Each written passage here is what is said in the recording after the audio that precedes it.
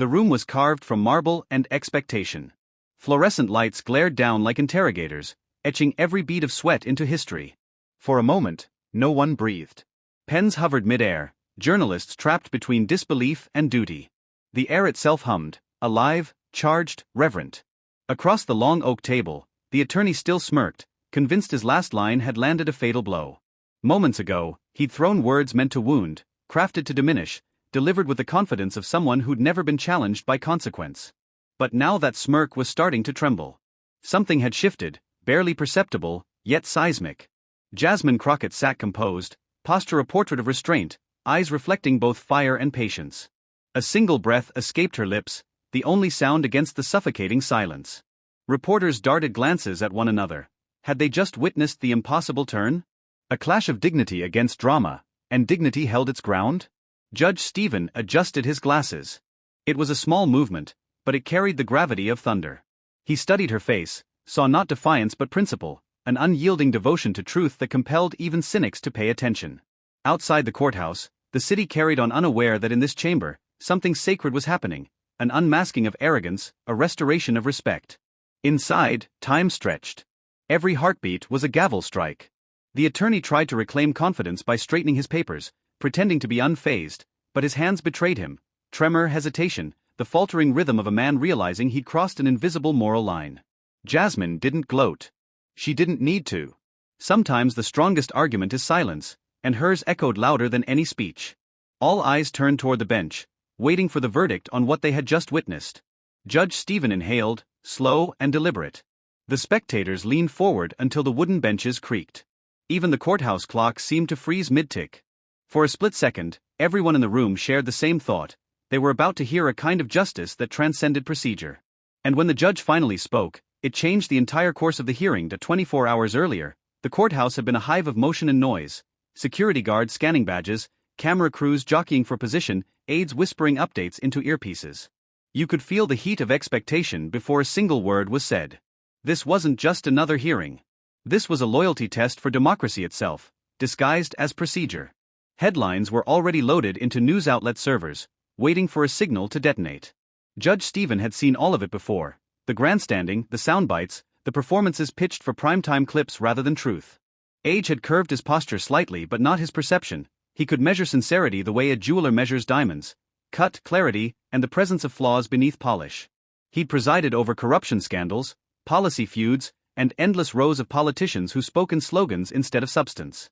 Yet, he sensed something different about today's case. This one would not end inside this room. It would echo through committee chambers and nightly debates, shaping narratives for months. The issue on trial was deceptively simple, a funding measure tangled in accusations of discrimination, transparency, and misuse. But underneath it pulsed a deeper question. Who gets to define patriotism? Who decides which stories of America get amplified and which are drowned under outrage? That's why the courtroom was packed to the rafters, reporters from every network crammed shoulder to shoulder, their lenses trained like weapons. Jasmine Crockett entered through the side corridor, her stride precise, her expression unreadable except for a hint of iron around the eyes. She wasn't there to perform. She was there to dissect lies with quiet precision. Still, she could feel the imbalance pressing down, an establishment predisposed to undermine her, commentators eager for a misstep, a nation still debating whether empathy counts as strength. She adjusted the cuff of her jacket, not out of vanity but ritual, a silent reminder of every door she'd opened despite being told it was locked. At the prosecution table, her counterpart rehearsed disdain like an actor warming up before a matinee. He smirked toward the cameras as if greeting an audience that had already chosen sides. Let's give them a show, his smirk seemed to say. And that was what Judge Stephen despised most, the replacement of civic duty with theater, the erosion of truth beneath applause lines. The gavel struck once, slicing through chatter. Conversations died instantly. Judge Stephen's voice carried the authority of both law and disillusionment. This chamber will hear arguments grounded in fact. Leave your politics at the door. It was almost a plea, though wrapped in steel.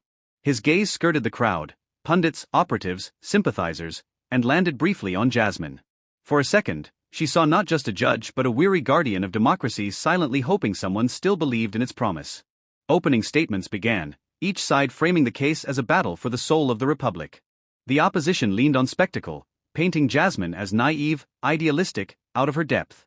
She countered with measured clarity, grounding every response in lived experience and data. Yet with every sentence she delivered, the tension grew, because calm truth forces bullies to confront their reflection. Outside, protesters held banners, chanting slogans about fairness, equality, accountability. Inside, their voices became a muffled rhythm beneath the marble. The courtroom wasn't isolated, it was the nation's echo chamber condensed into one space and 1 hour.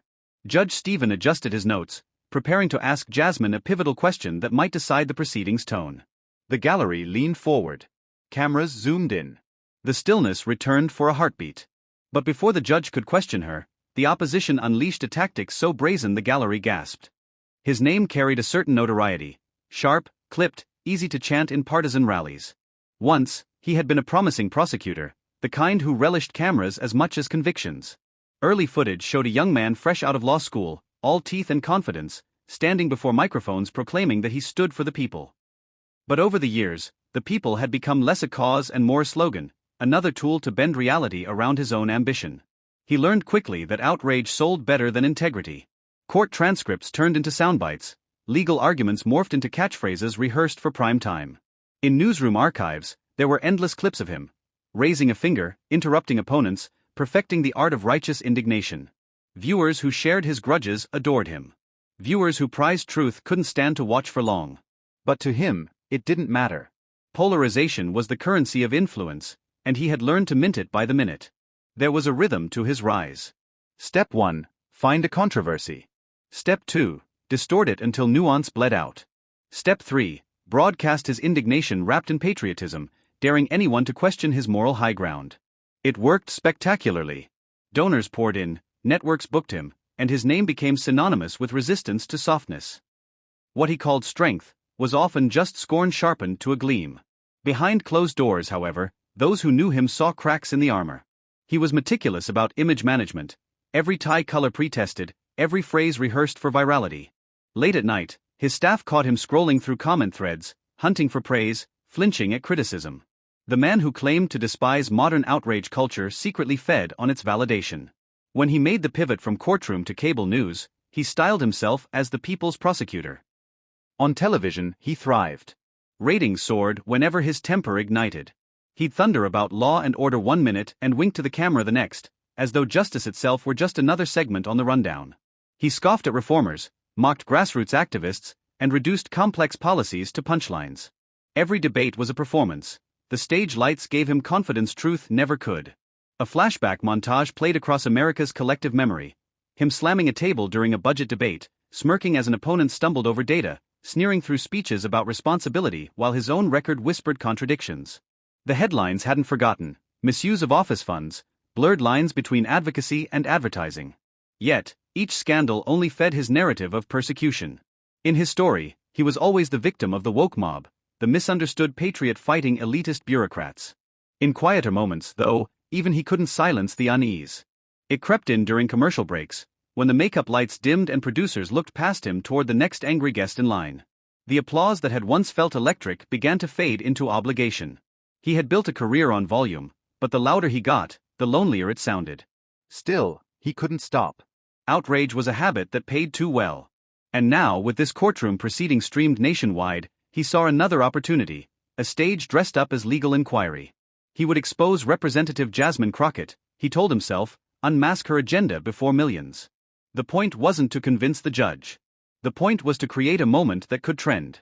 The morning of the hearing, he performed his pre-show ritual: crisp suit, measured sneer, a final glance at his reflection. He practiced leaning back just enough to appear relaxed yet dominant. His aides applauded his phrasing for the opening salvo: clever, cutting, dripping with condescension. To them, he was a general preparing for battle. To him, they were an audience obligated to admire. He stepped into the courtroom radiating the practiced energy of a man who believed intimidation equaled intelligence. Cameras clicked. He inhaled the attention like oxygen. Jasmine Crockett was already seated, reviewing notes, seemingly unaware of the pageantry unfolding across from her. He mistook her calm for weakness, her focus for fear. That assumption would become his most public mistake. When proceedings began, his words came like bullets, short, loud, aimed to wound rather than persuade. He questioned her motives, belittled her experience, peppered the floor with verbal traps designed for viral replay.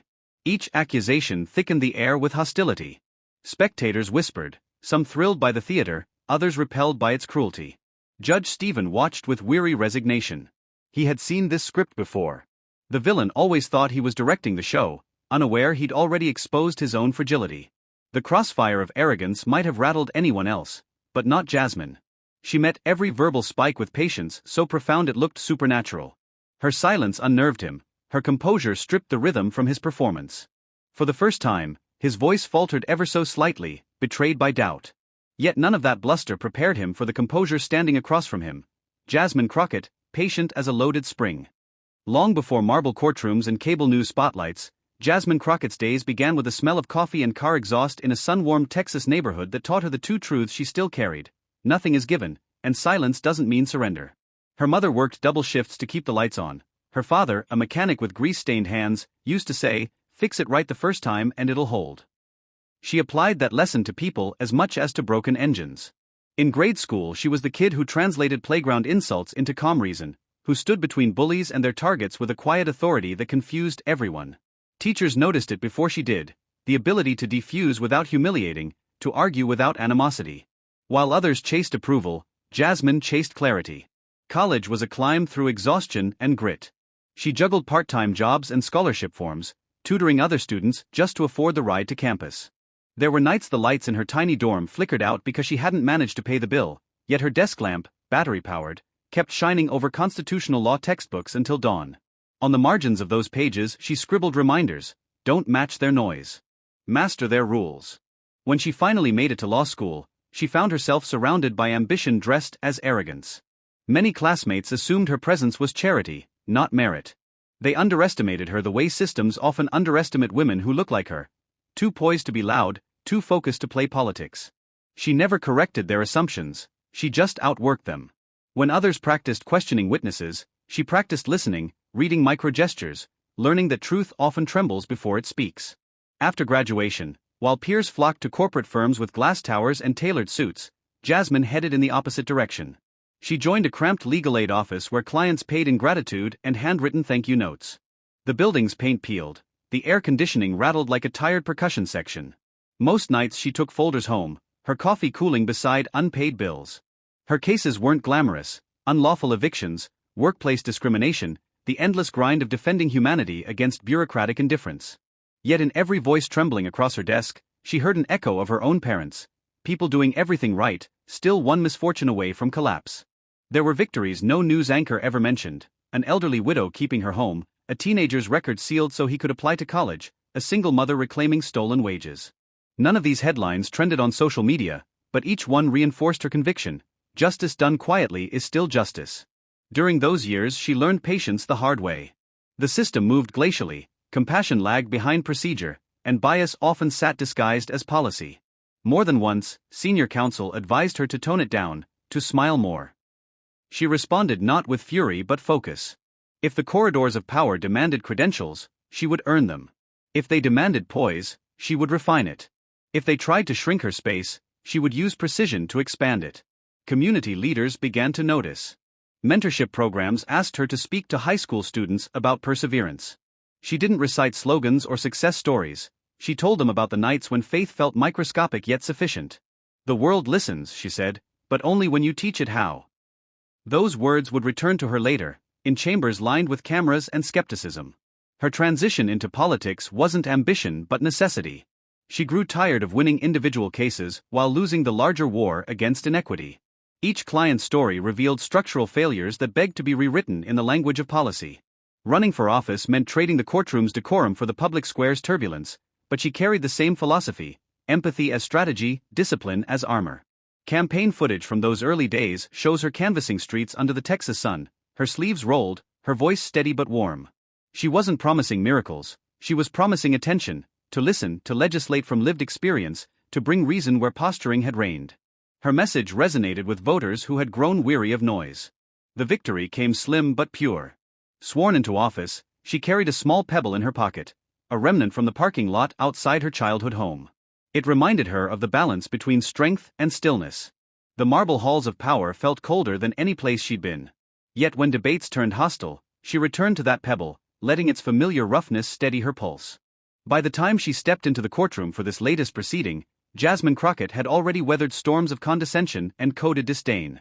Each encounter had trained her to recognize a particular look, the smirk of those who believe authority equals superiority. She met that look now across the oak table, and the years of being dismissed transformed into focus. The audience saw only poise, but beneath it lived discipline forged from every night she'd whispered case law under flickering lights, every client who taught her that fear and courage often share the same heartbeat. When she laid her notes on the table that morning, she wasn't just preparing to defend policy, she was defending the idea that civility could coexist with power. Judge Stephen, who prided himself on reading people as easily as briefs, caught a glimpse of something rare, a kind of calm not born of indifference but of mastery. In a space where tempers usually dictated respect, she inverted the hierarchy, serenity as strength, preparation as defiance. She didn't rise to confront the arrogance before her, she allowed it to exhaust itself. Every eye in the room eventually turned, sensing that her silence was not retreat but readiness. Cameras clicked more softly, uncertain whether this was still theater or the threshold of something transformative. And it was that unbreakable calm that would soon trigger something no camera crew expected, the judge himself standing in respect. The courthouse buzz settled into that uneasy quiet before a storm. Papers rustled like distant thunder, and camera lenses seemed to blink in anticipation. The antagonist, ever the performer, straightened his jacket, glanced at the press gallery, and let false courtesy drip from his voice like syrup laced with venom. "Representative Crockett," he began, stretching her title until it carried irony instead of respect, "perhaps you can clarify your rather unconventional interpretation of the statute?" He gave a rehearsed smile, the kind meant to appear sophisticated but landing as smug. A few aides behind him chuckled softly, mistaking arrogance for wit. Jasmine Crockett didn't move. Her pen poised just above her notepad, her gaze steady. The silence after his question hung too long, and the stillness itself began to turn the pressure back toward him. He fidgeted, annoyed that his bait wasn't being swallowed. He pressed on, layering each word with more disdain. "You know, most seasoned advocates understand the limits of empathy when it comes to rulemaking. Emotions are admirable, certainly, but they can't replace, well, real legal training." The implication landed like a slap disguised as a handshake. Across the bench, Judge Stephen's expression was unreadable, but his eyes flickered. He had seen this technique before, the false politeness sharpened into ridicule, the attempt to make decorum its own weapon. He scribbled a note on the file in front of him, though no one could see what it said. Reporters stopped mid-tweet. You could almost hear them thinking, how will she handle this? Jasmine's mind was a pool of still water, every insult ricocheting off the surface and vanishing into calm. She had promised herself long ago that the moment she matched fury with fury, she'd lose the power that made her formidable. So instead, she waited, let him stack his tower of arrogance one sentence higher. He questioned her data, her motives, her alliances.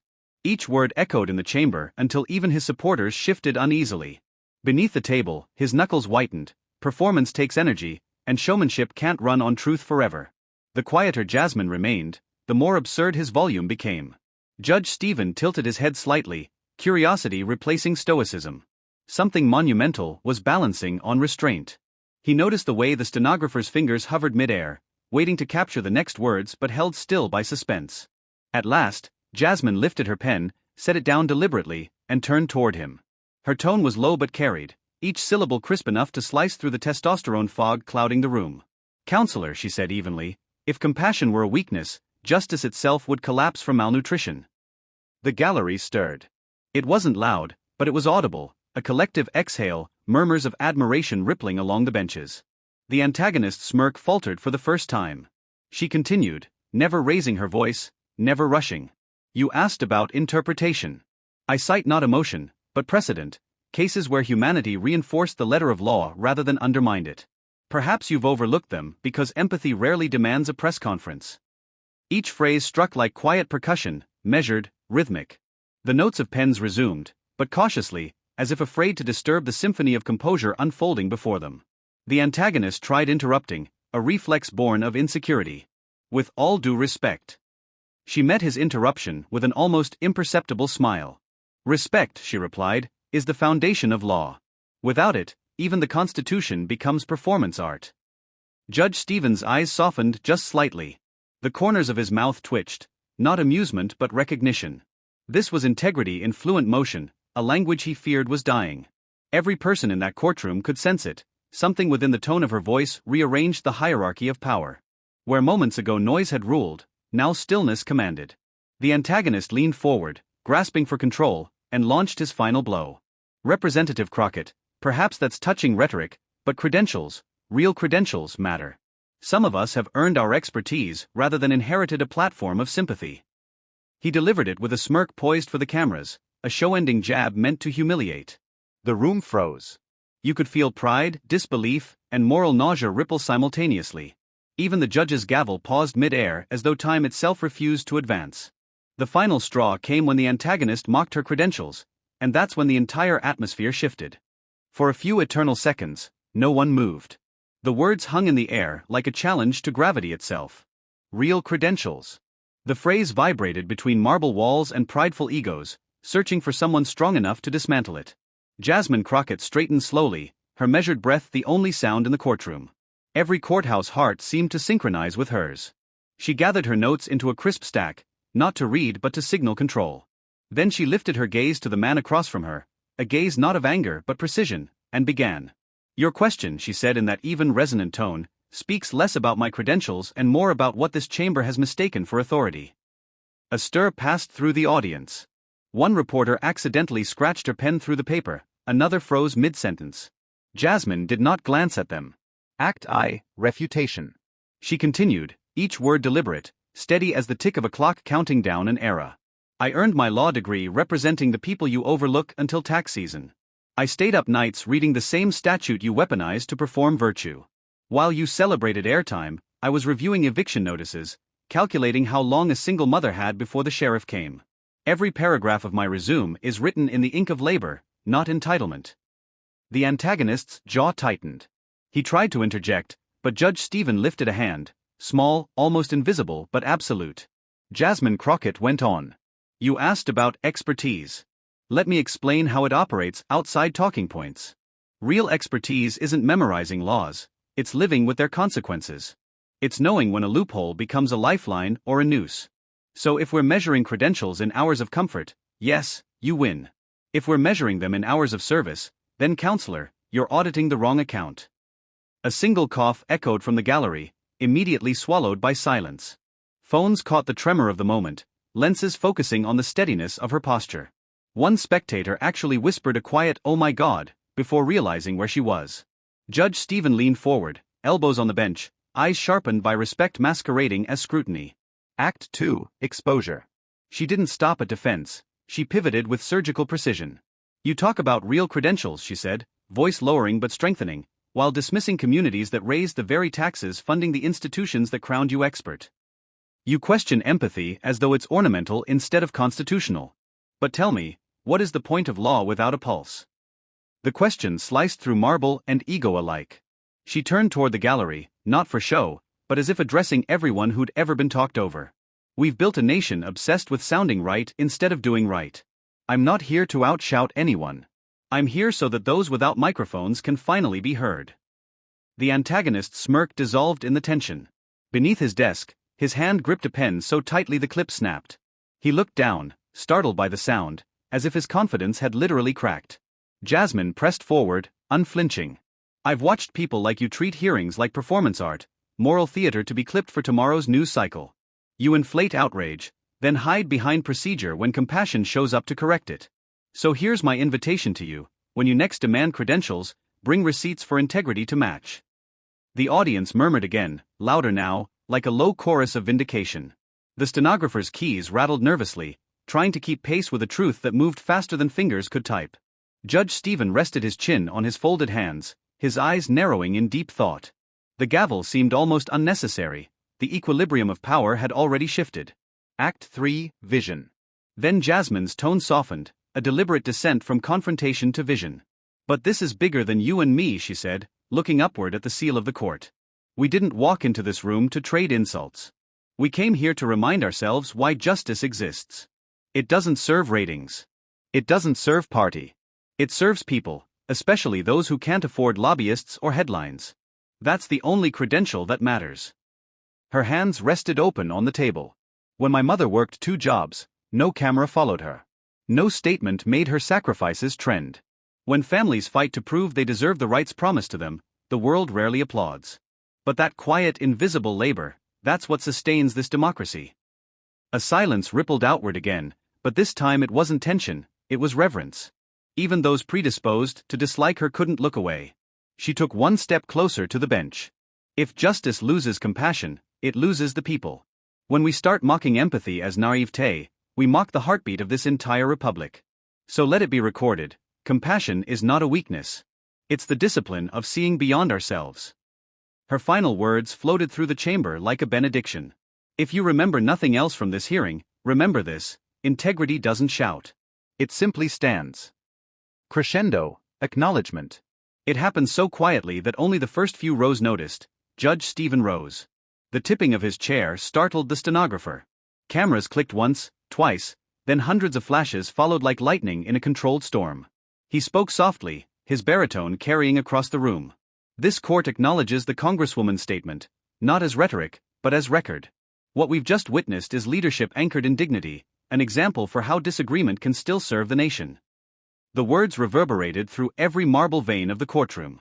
The antagonist lowered his eyes, suddenly small beneath the glare of a respect he had not earned. Reporters stared, briefly forgetting to type as their instincts warred between professionalism and awe. Jasmine inclined her head, not triumphantly, but in quiet acknowledgement, as though gratitude required no spectacle. The judge's robe shifted as he returned to his seat, and the gavel remained untouched. Someone in the back whispered, he never even used it. Because he didn't need to. The gavel didn't strike, the respect did. For a heartbeat, that was all there was. No sound, no movement, just the invisible hum of collective realization. Then softly, the rustle of pens resumed, the scratch of history being written in real time. Outside, unseen, headlines were already forming, timelines queuing, clips waiting for captions. But inside, for the first time in years, a courtroom felt less like a theater and more like a temple where conviction, decency and courage had momentarily aligned. Even the antagonist, still seated, couldn't summon sarcasm. His rehearsed lines dissolved into silence. The judge's gaze stayed fixed on Jasmine, his voice calm but certain. Congresswoman Crockett, he said, your words remind this bench that humility remains the cornerstone of justice. The court thanks you. Spectators exhaled like a chorus releasing tension held for too many years. Somewhere near the aisle, a man muttered a quiet amen. Cameras zoomed in on faces glistening with emotion they hadn't expected to feel in a place devoted to law. And yet, the moment, which felt eternal inside those marble walls, was only the spark. Because as Jasmine Crockett gathered her notes and stepped down from the table, no one yet realized what awaited beyond those doors. But the reaction beyond those walls would dwarf even this moment of triumph. The sound of the courtroom door closing became the signal for 1,000 feeds to open. Within minutes, digital waves rippled outward.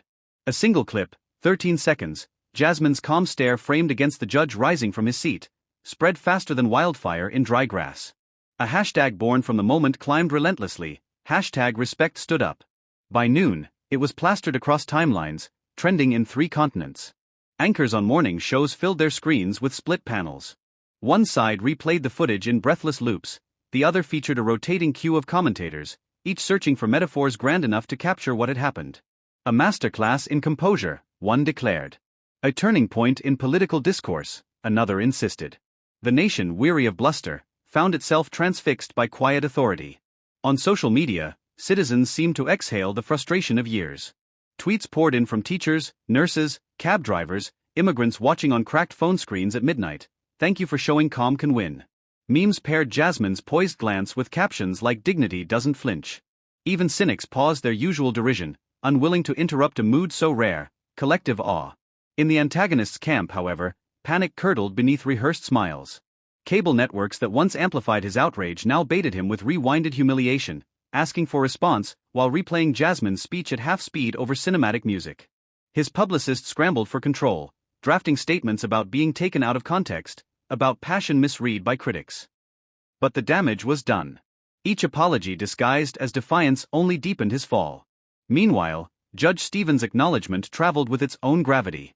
A sitting judge visibly rising in a federal courtroom became an emblem of fairness reborn. Cartoons depicted him not as partisan but as conscience incarnate, gavel replaced by a heart balanced on scales. Editorials praised his courage to reward dignity publicly. For a moment, Americans saw authority validating virtue without motive, and that felt almost revolutionary. Talk show hosts built entire segments around the footage, their voices matching the reverence usually reserved for Nobel speeches.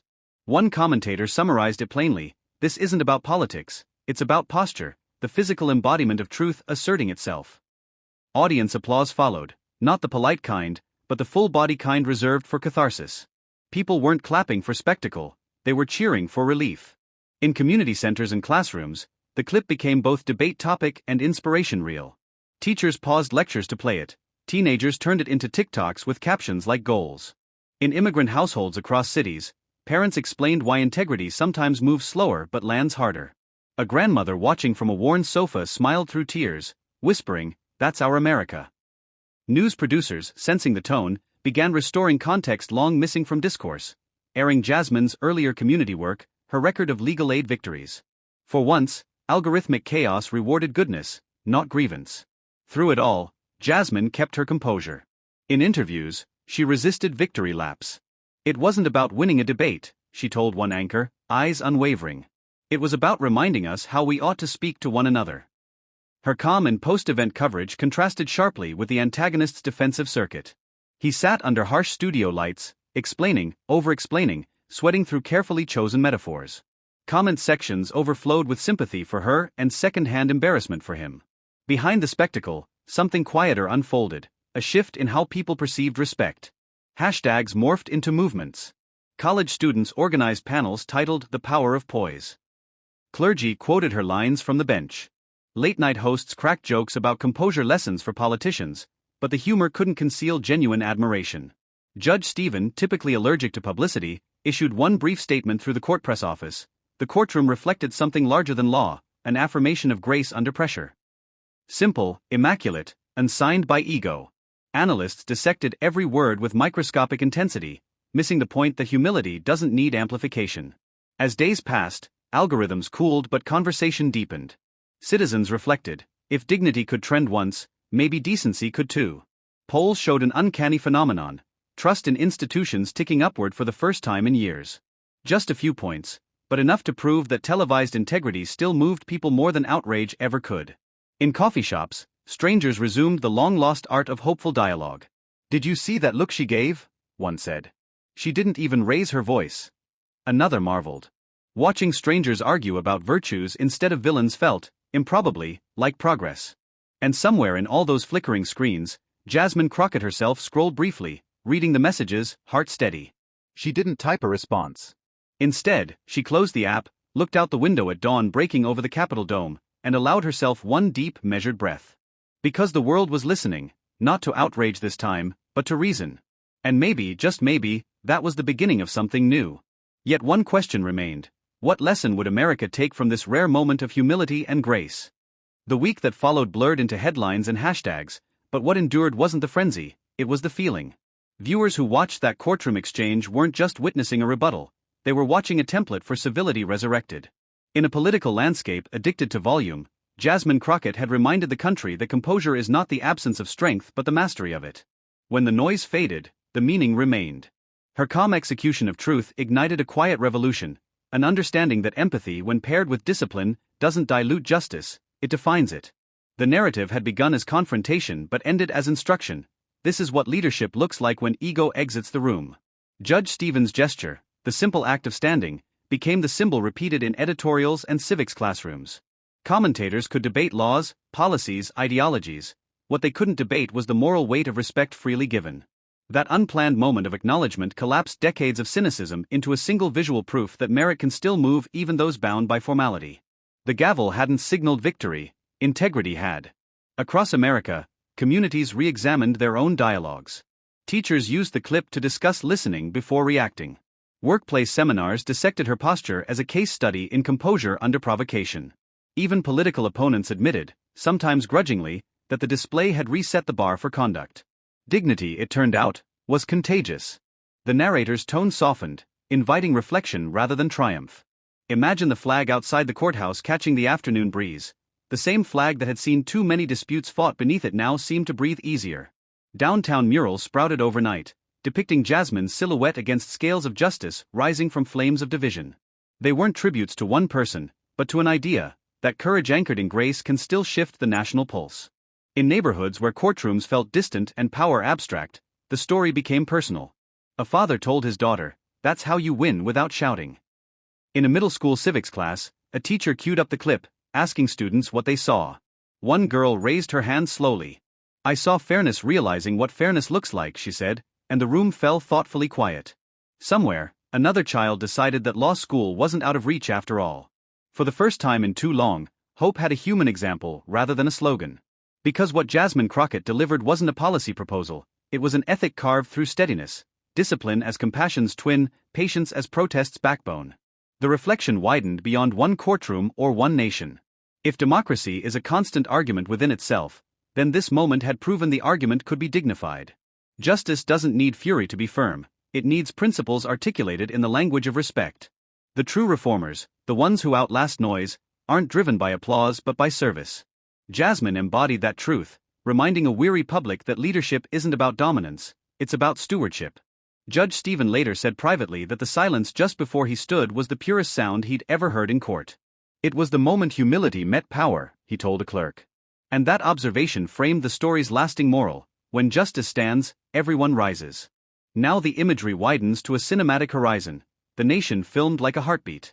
American flags ripple across schoolyards. News anchors transition from scandal coverage to civic pride. In living rooms, grandparents nod softly as they rewatch the confrontation, remembering eras when restraint was the measure of character. A slow violin underscores the voiceover. Composure beats chaos not because it is passive, but because it is unbreakable. To stand still in a storm is its own act of rebellion.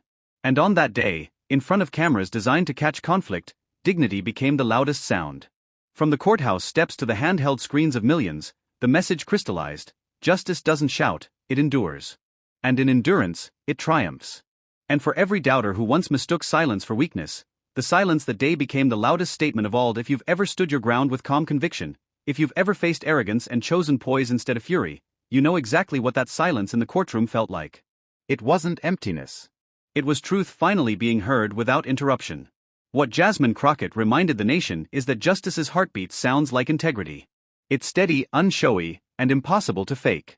Every time someone meets hostility with composure, every time grace outweighs grandstanding, democracy inches closer to the promise it keeps making to itself, that decency still matters.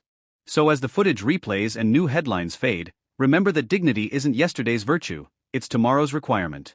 The same spirit that pulled a judge to his feet can pull a country back to its better senses, one act of respect at a time. This channel exists for those who still believe restraint can be revolutionary. If Jasmine's stand reignited that belief in you, be part of the movement for dignity. Share this story, subscribe, amplify what it proves: that calm is not compliance, and truth spoken quietly can thunder through institutions. Outrage has had its era. Now let composure have its revolution. Let those who lead by listening find the crowd they deserve. As the music swells and the screen fades, the final echo belongs to Judge Stephen's voice, replayed over slow-motion footage of the courtroom. This court acknowledges leadership anchored in dignity. That line doesn't belong to one case, one party, or one person. It belongs to anyone willing to make integrity go viral. Because in the end, justice isn't a headline, it's a habit. And keeping that habit alive is the work of all of us together, beginning now.